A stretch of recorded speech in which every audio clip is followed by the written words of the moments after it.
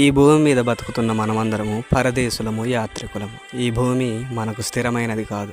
మనం ఇక్కడ కొన్ని రోజులుండి మళ్ళా దేవుడి దగ్గరికి వెళ్ళడానికి వచ్చాం.